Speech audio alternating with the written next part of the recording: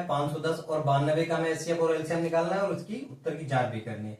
चलिए सबसे पहले 510 के गुणनखंड निकाल लेते हैं।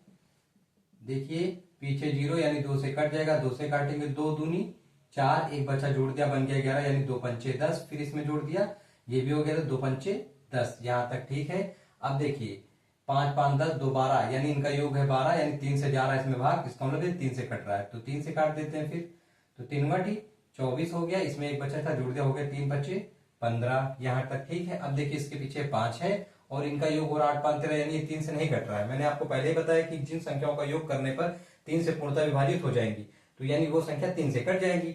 मगर देखिए 8 5 13 हो रहा है यानी 3 से नहीं कट रहा है, इसका मतलब हम इसे 5 से काटेंगे। देखिए 5 से कट रहा है, 5 इकन्नम 5, इसमें बचे थे 3 जोड़ दिया हो गया 35, 5 सत्ते 35, फिर 17 से काट देते हैं 17 इकन्नम 17, यहां तक समझ में आ गया सबको। अब हम क्या करेंगे 92 के भी गुणनखंड निकाल लेते हैं, बहुत ही आसानी समझ में आ रहा होगा आपको। देखिए पीछे 2 है तो 2 से काटेंगे, 2 चौको 8, एक बचा था जोड़ दिया बन गए 12 यानी 2 6 12, अभी भी 2 से कट जाएगा, 2 दूनी 4, 2 3 6। अब देखिए अभी सीधा 23 से ही कटेगा तो 23 इकन्नम 23। अब क्या लिख देंगे कि 510 के अभाज्य गुणनखंड क्या निकल गया है वो लिख देते हैं। 510 के अभाज्य गुणनखंड क्या निकल गया है देखिए 2 गुणे 3 गुणे 5 गुणे 17 और हमारे 92 के कितने निकल गया है 92 के अभाज्य गुणनखंड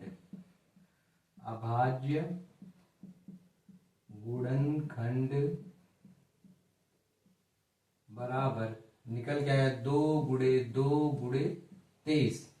अब देखिए हमें निकालना था एचसीएफ और एलसीएम। एचसीएफ क्या निकलेगा जो दोनों में कॉमन हो। देखिए किसका जोड़ा बन रहा है, एक इस 2 का बन रहा है और कहीं भी कोई जोड़ा नहीं मिल रहा। देखिए यहाँ पे 3 है इसमें 3 नहीं है, यहाँ पे 5 है इसमें भी नहीं, 17 इसमें भी नहीं, यानी इसका एचसीएफ कितना आ गया केवल 2 आ गया।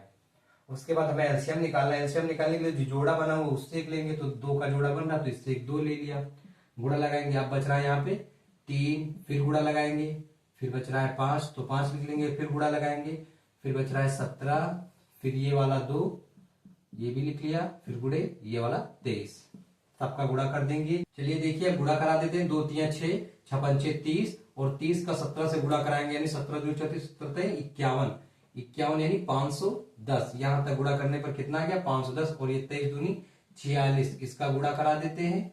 देखिए 6 0 0 6 इकन्नम 6 6 पंचे 30, गुणा लगाएंगे 4 0 0 4 इकन्नम 4 4 पंचे 20, जोड़ देते हैं 0 ऐसे ही आ जाएगा, 6 भी आ जाएगा और ये वाला 4 भी ऐसे लिख देंगे, 3 ऐसे आ गया, ये आ गया 2, कितना निकल गया है 23,460।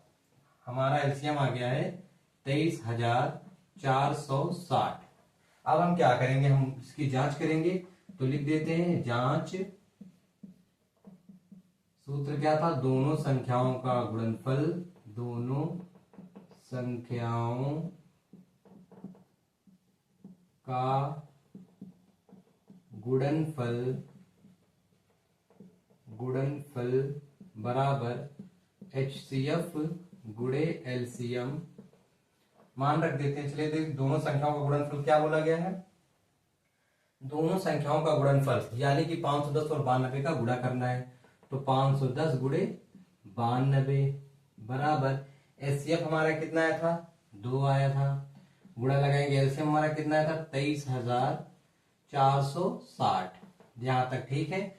अब इन दोनों की गुणा कर देते हैं यानी कि 510 गुणे 92 तो देखिए 2 0 0 2 इकन्नम 2 2 पंचे 10, गुणा लगाया 9 0 0 9 इकन्नम 9 9 पना 45, 0 2 9 5 1 6 और ये 4, इस साइड आ गया कितना 46 92 और 0 बराबर इधर भी गुणा कर देते। देखिए 2 0 0 2 6 12 2 हासिलाया 1 2 चौको 8 1 9 2 3 6 2 दूनी 4, देखिए 46 92 0 46 92 0 दोनों तरफ बराबर आ गए यानी हमारा आंसर सही हो गया। अतः हम कह सकते हैं कि दोनों पक्षों में बराबर आए इसलिए हम कह सकते हैं कि एलएचएस बराबर आरएचएस, तो लिख देंगे अतः